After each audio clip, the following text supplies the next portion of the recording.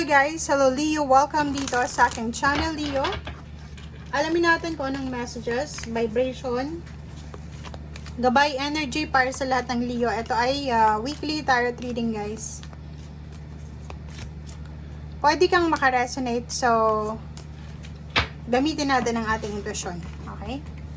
So weekly tarot from May 13 hanggang 19. Okay? Flower, power, admit your true feelings to yourself, perfect timing, autumn. Okay. Eto, sinasabi ng baraha sa'yo dito na ano man itong ginagawa mo sa ngayon, like, siguro may tinatrabaho ka sa ngayon, Leo, or may ginagawa ka. Kung ano man itong ginagawa mo, is either business yan, or sa trabaho, plano, or kung ano pa man. Huwag ka daw mag-alala kasi from October, November, or pwedeng from September, October, November, December, parang ganon, ay posibleng doon mo ma-harvest or makukuha yung abundance na to, or yung positive outcome or result. So, if ever na, halimbawa, nagpapagawa ka ng bahay sa ngayon, pwedeng matapos ito simula or at the end of November, diba? Or pwedeng kung may business ka na ginagawa or nagtatrabaho, nag-iipon, pwedeng at the end of November, makukuha mo yung positive outcome, yung positive result. Okay, thank you, Leo. Sinasabi ng baraha sa'yo dito na kung nagdadalawang isip ka na gawin kung ano itong, kasi parang ano to tatrabahuhin mo siya ngayon, pero yung outcome niya in few months. Parang trabaho muna, sakripisyo muna, tapos yung harvest is November, parang ganon. So, sinasabi ng baraha, simulan mo na siya, huwag ka nang magdalawang isip, huwag kang matakot, okay? Huwag kang matakot. And gawin mo kasi perfect timing ito para sa iyo para makapag-move forward ka na. Huwag mong iisipin na matagal pa yung result niya, matagal pa yung outcome niya, parang disappointed ka kasi nagmamadali ka. Huwag kang magmadali. Okay? Gawin mo kung ano yung pwede mong magawa sa ngayon, kahit sabihin pa natin yan na ang result niyan is few months from now. Okay? Be honest daw sa linggong ito. And kung ano talagang gusto mo sa buhay, sky is the limit. Limitless Gawin mo lahat kung ano yung gusto mo. Huwag kang mahihiya sa universe. Hingin mo sa kanya lahat ng gusto mong hingin sa kanya. Okay? And flower power, this week, since Mayo naman, diba? Flores de Mayo, siguro. May iba sa inyo dyan na mag-spend time sa mga flowers nila. Or posibleng ang pagkakaabalahan mo is pag-garden or pwedeng ang business na to na naiisip mo is pagtinda ng mga bulaklak or kano pa man, pag-cultivate ng garden or kano pa man. Okay? So, yun. Oh, sorry.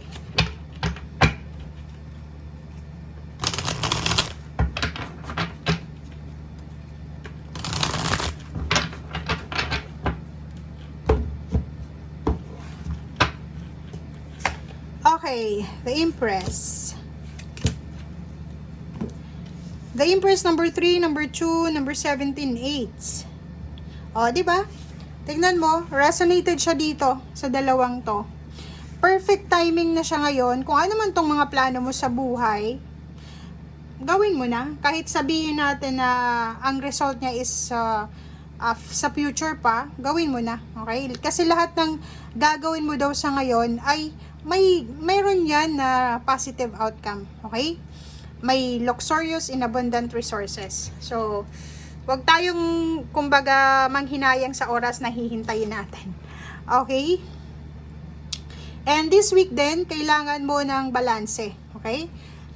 Yung iba sa inyo dyan, Leo, na maraming mga trabaho, multiple jobs or project, bigyan mo yung sarili mo ng time na makapag-relax sa linggong ito. Okay? Ang last card dito sa second deck is the Star. Abot kamay mo na Archangel Jophiel. Yung pangarap mo ay posibleng magkakatotoo yan sa November. Believe in yourself dahil malapit nang matapos itong mahirap na situation sa buhay mo. So, ang nakikita natin dito, may Leo na siguro may good news na mangyayari or darating sa'yo sa November, end of November or December. Or kung ano man tong mahirap na pinagdadaanan mo sa ngayon, magtiwala ka lang kasi ibibigay sa'yo ng universe kung ano itong deserve mo na blessing. Okay? Be patient. Yun yung sinasabi ng baraha.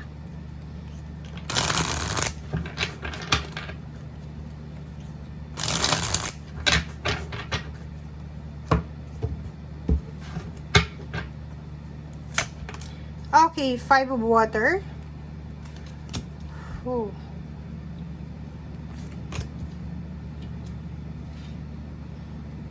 Okay guys, so Leo, nakikita ko sa'yo dito, siguro may iba sa inyo dyan na marami kayong pinanghinayangan, lalo na sa trabaho, sa past nyo. Sa past to diba? Nasa 5 of water kayo sa past. Marami kayong disappointments or pagsisisi. Marami kayong what if. Diba? Parang iniisip nyo dati na sayang yung oras ko, sayang yung energy ko, parang ganon.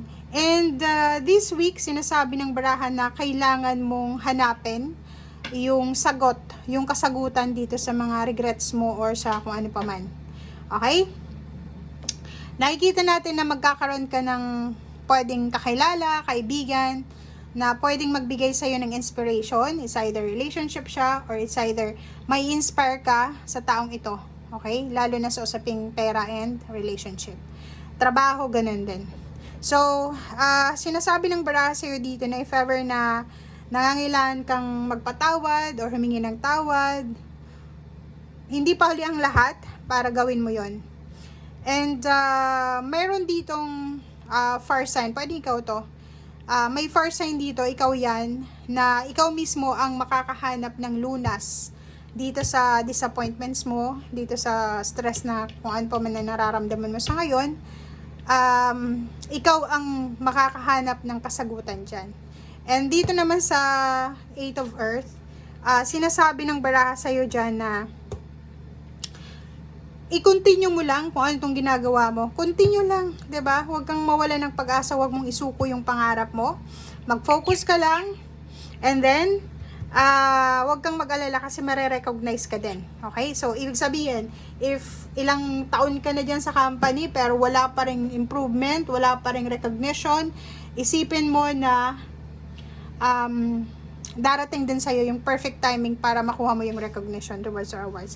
May mag-offer sa'yo ng ng trabaho, or pwedeng may mag-offer sa'yo ng collaboration, friendship, or any types of partnership ito, na pwedeng makatulong sa'yo para mabago yung takbo ng yung financial. Okay? So, expect the unexpected. Huwag kang maging negative. Show your talent, show your gut, show the world kung ano kung kaya mong gawin dito sa mundo. Okay, thank you guys and see you again. Bye!